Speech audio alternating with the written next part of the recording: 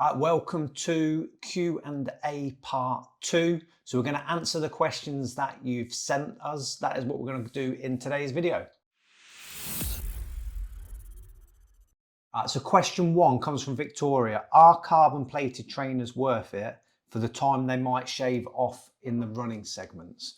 What I'd say on that is I've never run in carbon plated trainers, but the science behind it, the initial ones that were brought out reckon they could shave off around 4% of your running time. But in recent studies, it seems to be a lot less to potentially not a lot at all. So what I'd say with that, you're going to spend quite a bit more money. They might be good for going for a PB, but don't expect them to take loads off. If they took off 4%, that's around 1:40 if somebody's doing a 90-minute Hyrox. So it's a bit, but that's gonna vary for everybody. So it's one of those ones where it needs to be you test it, you try it, you see what you think. But on the test for the 10K, when they did it on that, they didn't see much improvements at all. They're not. On marathons, they have seen a difference. You don't want running trainers for Hyrox, do you? You want grips. Yeah, you can still get carbon plated trainers with good grips. Puma order them. But it's one of those ones where, is it going to make that much of a difference? What I'd say is, it's probably not going to be most people's priority. Getting a good training plan, training well, getting everything else right. That's like really the cherry on the cake, a really small part that might, and I say might, make a bit of improvement. So there's the thoughts on carbon plated trainers. Question number 2 is from Gregory. If I do 2 running sessions and 1 strength session per week, how many Hyrox sessions should I integrate into the programs? If you're currently training twice a week doing running and once a week doing strength, and then you're wanting to get into Hyrox, I'm guessing that's what the question is, then I'd look into still having 1 strength session a week, still have 1 running session a week, and then probably have 1 mixed Hyrox session a week. But how you then integrate more Hyrox into those 3 sessions is when you do your running session, you can vary that between doing fresh old runs, which really when you're doing that, you're only going to be doing it for around half an hour, especially if you're only training 3 times a week. And then you can then add in more mixed Hyrox stuff after that. So you're doing this on 3 times a week? So no, that's 1 session, fresh old run, and then some mixed Hyrox stuff. You can then do just a mixed Hyrox one, which you could still include some running with. And then even on your strength training programs, you can include the Hyrox movements where strength's involved.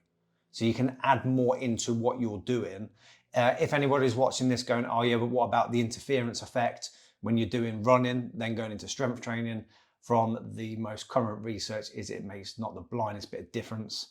If you're new to doing training, or even if you've done quite a bit of training, it's only going to make a difference at a higher level.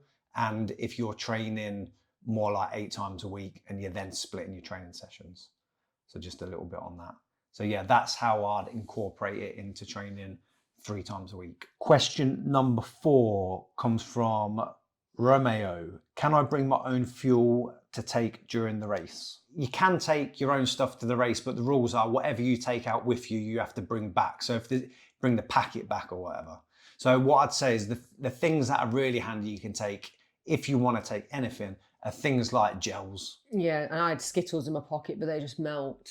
Yeah, so if you're going to take sweets, maybe try it a bit beforehand in the heat and see how they are. But yeah, gels work well. What about people that don't like gels though, because they are rough? I don't find them rough whatsoever. Well, you will eat anything. Then you need, whatever you do in the Hyrox race, you need to have practiced for months prior to it. You don't want to be changing anything or doing anything new on the day. Yeah. The other thing to make sure is that you're well fueled before your race.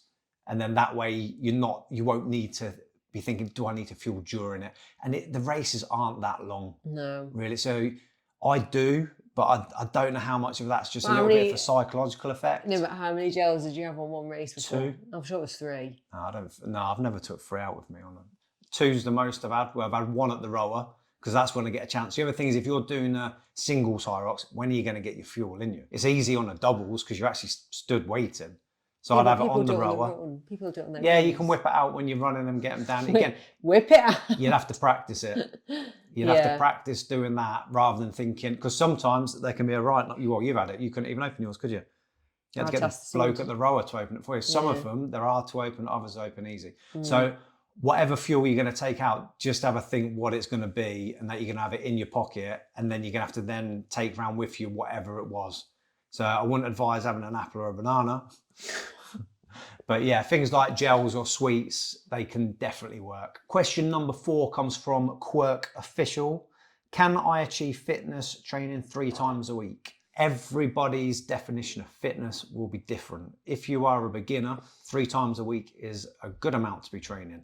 After a while though, your body will need more for stimulus to get the adaptations. So what I'd say 3 times a week will work to a point, and probably a very good point. And then you might then need to go, actually, I need to add a bit more volume to what I'm doing to get your body to respond, especially for something like Hyrox, where it's multi-modality. So you have to be strong, you have to be good at running, you need endurance, you need power.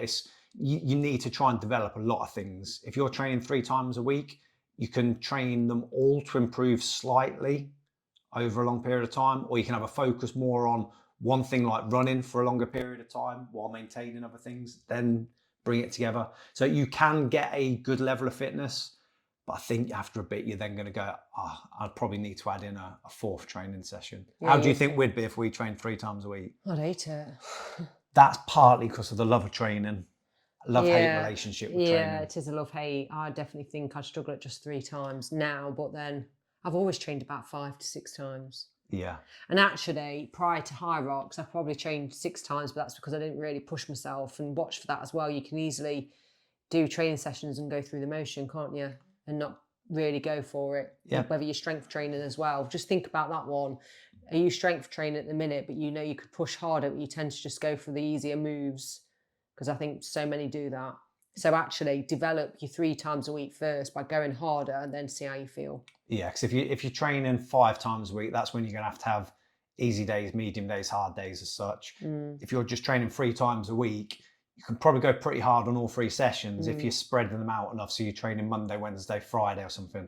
So if you're recovering from it, you can then push it harder. If you are just going through the motions on every single session, yeah, your fitness and your progress is going to stagnate. Yeah. So have a look at what you're doing within those 3 sessions. Yeah. And then once you're going, I've maximized these 3, then you might need to look at adding in a 4th. Okay, what's the best way to train for Hyrox? That's a very open question because it will depend on the background of somebody. If somebody's coming from a running background, the best training for them is probably going to be to have more of a focus on developing their strength. If somebody comes from a strength background, like we did, yeah, your priority is probably going to be develop your running. And then once everything you feel's on par with each other, or as on par as it needs to be for Hyrox, running's still going to be one of the main things. And you might be thinking, oh yeah, but I see some of the top ones just really focusing on their strength. They're very good runners. They're very good runners. And to maintain their running, it's a lot easier to maintain something than it is to develop something. Yeah. So it doesn't actually take a lot of training stimulus to maintain compared to develop. So yeah, it depends on what your previous training has been and what your strengths and weaknesses are. So it's always develop your weaknesses, but also strengthen your strengths. So the best way to train, again, are you training 3 days a week, 4 days a week, 5 days a week? If it's 3 days a week, back to what I said in the previous question, if you're training an additional one, then you could do something like add in a longer, slower run. If you then add in a 5th one, you could then potentially look to split your strength training over 2 days, do 2 days at 45 minutes, then 15 minutes, you could still include some running. So yeah, there's a lot of variables and a lot of things you can manipulate to get the best from your training for Hyrox. What's your number 1 tip for success in a Hyrox competition? Practice the race beforehand and know your pacing. Yeah, that's what I'd say as well. Pacing. That's been a massive. That's quite uncomfortable for a lot of people, I think, to like stick to a plan. Right. So I know Kate Davey. She went in and set and think she was like 2 seconds off her prep, as in the time goal. And she stuck to the runs, to the pacing, even though that's quite hard to do, but you can do it by timing it, because obviously we're indoors, you can't do your GPS. So I'd say pacing, but that is scary to do because they've got that bit of pressure there. Yeah, even that timing it where you watch, that's really difficult to do when you can't see your pacing, because unless somebody's an experienced runner, And you go, oh, am I running at 5 minutes 30? You get a feel for it though. You're not very good at that. You do, but I'm not great at it. And then, you go, if you were running at, you wanted to do a 5 minute 30 kilometre, but then you actually end up doing it at 5 minutes 15, and that just edges your heart rate up that bit more. Well, we seem to manage it then. When we did Manchester. Yeah, you're good at pacing it. That's what you said. Yeah. So that's why you have to practice your runs and get that feeling for what a 5:15 or 5:4. Yeah, depend on how you're going to plan on running it. That's why you need to do in your training Hyrox pacing workouts and decide. Like when we've done it, so we might have gone, okay, for the first one we're doing, the goal is going to be to run at 10 kilometers per hour. So whenever you're doing your training for that, you do a lot at 10 kilometers per hour. You also work quicker, you also work slower, but you get used to that 10K speed. Then when your next race, you go, right, I want to aim to do this one at the equivalent of 11 kilometers per hour. You then spend more of your time training at that speed near the event, not all the time, near the event. So you get used to how that feels for that race. How fast should I be doing my runs at Hyrox? Oh, again, what I'd say on this one is probably... Why do you think they asked that? Because if you're a new person coming into Hyrox and you're thinking, you see a lot of people posting stuff and they're doing their runs at 5 minute kilometers. Jake doing his marathon at 3 minute 30 kilometers, and you're looking and you automatically compare yourself to other people and you think, oh, how fast should I be doing it? The only way you'll ever know how fast you do it is to do a bit of a simulation at your gym if you can, or you can base, if you've done quite a bit of running, if you're doing an individual, you're probably going to run it around half marathon pace for most people. If you're doing a doubles, it's going to be between half mile and 10 kilometer pace. But until you actually put it together with the other elements of Hyrox, that's when you're really going to know. Because even if you're a good runner, if you're not good at the bits in between, you might go, oh, I can do it at my 10K pace. Yeah, you might but if those sleds absolutely annihilate you because you're not used to doing them, all of a sudden your run speed goes from your 10K pace to slowing. And a big key to it is being able to run consistently throughout the whole thing. Best ways to devise a women's doubles. Who should start the station and who should minimize, and should you minimize the swapping? Okay, so if one person's a better runner and one person's not, and how you're splitting it for a women's doubles. So the way we do it, and you'd say I'm a slightly better runner, but we still do it 50-50. I go first and you go last. But apart from the sled pull, you go first because it's further away. And we do 50-50 all the time, don't we? But they do say a better runner probably go first and last, and then the slow runner do the middle bit. Yeah, so it depends. It depends on the station. So that on something like lunges, on lunges can work where you're splitting things up and it's smaller splits. If the runner gets into a station, they're feeling fresh and the other person's exhausted, then the runner needs to start. But if by the end of that workout section, say it's the ski erg, the person who's not a runner, if they finish doing the ski erg and their heart rate's high and the other person's heart rate's low and they're the good runner, the slower person's going to struggle on the run. So that's where it can be good for the best runner to start and to finish. But if it's something like the rower, how many times do you want to be swapping over? We only swap once. So I just do 500 metres, you do 500 metres. Yeah. That is so fiddly. I'd say that. Ski erg isn't bad to swap. We do 250 a piece. Yeah. If you're similar runners, it doesn't matter so much. If there's a big difference, then you're probably going to go, the first person's going to do 200 metres on the ski erg. Next person's going to do 200, and so that means the first and the last comes from the same person. But then they're doing 60% of it, and the weaker runners, or the stronger runners, no, the weaker runners doing 40%. So again, the key is to try it. And the key is to look at certain ones and go, okay, with the farmer's carry, how we're doing it, my heart rate doesn't get that high, so it doesn't matter if I go first or second. Okay, that one doesn't really make a difference, split it 50-50. If it's things like lunges or burpees, yeah, they're going to make more of a difference. So that's how it's split it. And changes wise, burpees probably change every 5 burpees or every 10 meters, which could be around 7 burpees. Again, although practice it and see. I tell him 7, but I do 6. Yeah, no, I'm joking. Yeah, so I don't. Practice it and see. Wall balls, you might go in with a plan of doing 25.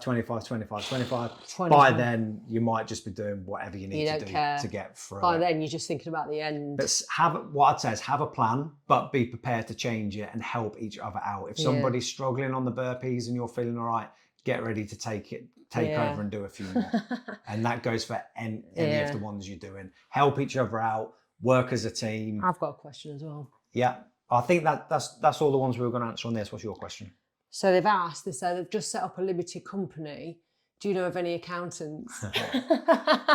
Yeah, I've heard future cloud accountants. Future cloud accountant. I do know an accountant. There you go. I'm joking. Quick plug. I had to at the throw end. that in there, didn't I? There you go. You've never done it before. That's a good so finish. We'll let you off. So yeah, I hope that's helped you with answering some of your questions. Any other questions? Comment below and remember we'll do to part 3. like, follow, subscribe, and all of that malarkey.